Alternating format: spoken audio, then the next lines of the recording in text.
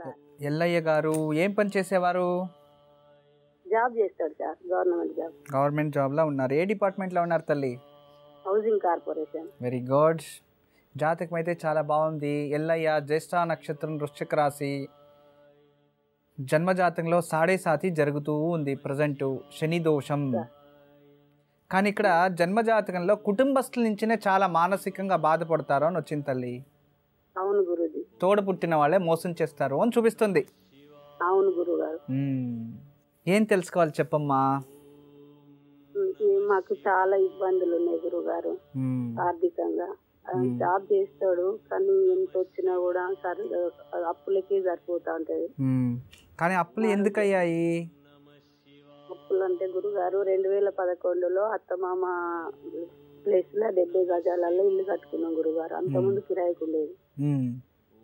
అయితే కట్టుకున్నాక కింద మా మరిది ఉంటాడు, పైన ఫస్ట్ ఫ్లోర్ లో మేము ఉంటాం గురుగారు. 2012లో గృహప్రవేశం చేసుకుని ఇందులోకి వచ్చినాం గురుగారు. వచ్చిన ఊళ్ళో ఒక 6 నెలలకే నాకు ఆపరేషన్ అయింది.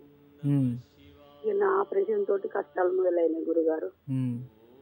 తర్వాత మా సార్కు కూడా 2 సార్లు గ్యాస్ట్రిక్ ఆపరేషన్ అయింది, కంటి ఆపరేషన్.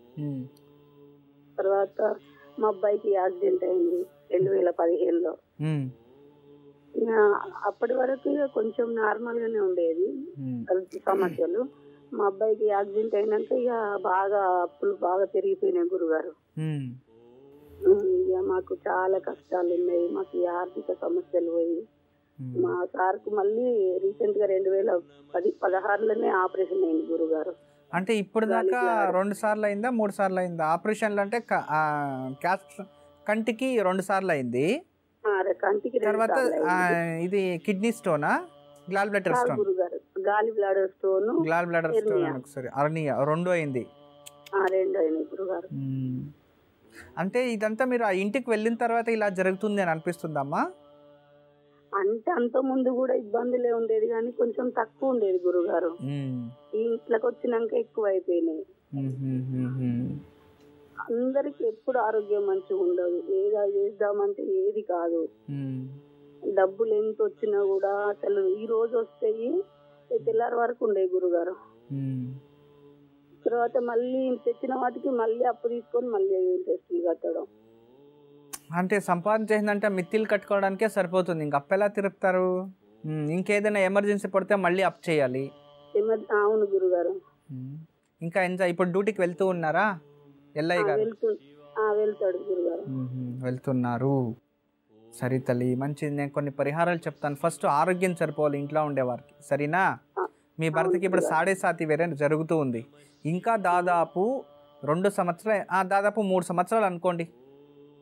2 నెలలు తక్కువ 2 years ఉంటుంది. అంటే దాదాపు 26, 27 మాసాలు ఉంటుంది మీకు. ఇంకా 30 మాసాల దాకా ఈ ఒక అలాంటి వాళ్ళది నిజమైన ప్రేమ కాదు, అది వ్యామోహం. ఎగ్జాక్ట్లీ చిన్నత్త, నిజంగా ప్రేమించుకున్న వాళ్ళు అలా చేయరు. ఎంత మనసు విరిగిపోతే కన్న కూతుర్ని పట్టుకొని మా దృష్టిలో చచ్చిపోయా ఉంటుందా తల్లి? అది సరే అమ్మా, తన కూతురుతో తన మాట అనేటప్పుడు ఆమె మాటల్లో వ్యథ, కళ్ళల్లో బాధ గమనించావమ్మా? పెద్దబాబుకు బర్త్డే విషెస్ చెప్పు కూడా వెళ్ళాం కదా. ఊరికే ఎలా కాలిపోతుంది? మంట పెడితేనో పడితేనో తగలబడుతుంది.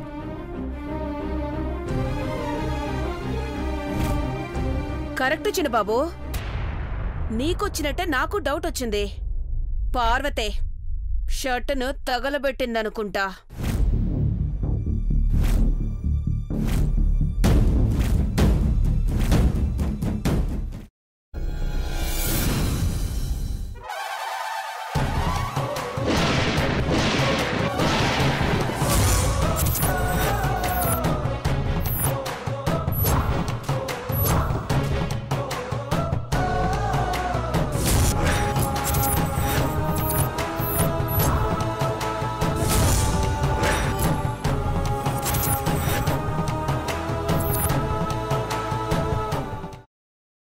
తర్వాత పొట్టు తీసేసి చాప్ చేసి పక్కన పెట్టుకోవాలి. ఒక ప్యాన్లో కొద్దిగా నూనె వేడి చేసి అందులో ఆవాలు, మినప్పప్పు, శనగపప్పు, కరివేపాకు, సన్నగా తరిగి పెట్టుకున్న ఉల్లిపాయలు వేసుకుని 1 నిమిషం పాటు వేయించుకోవాలి. ఆ తర్వాత కాల్చి కట్ చేసి పెట్టుకున్న వంకాయని కూడా అందులో వేసుకుని బాగా మిక్స్ చేసి బౌల్లోకి ట్రాన్స్ఫర్ చేసుకుని అందులో తగినంత చిక్కటి పెరుగు లేదా పల్చటి పెరుగు వేసుకుని మిక్స్ చేసి అన్నంతో కానివ్వండి, చపాతీతో కానివ్వండి సర్వ్ చేసినా చాలా బాగుంటుంది.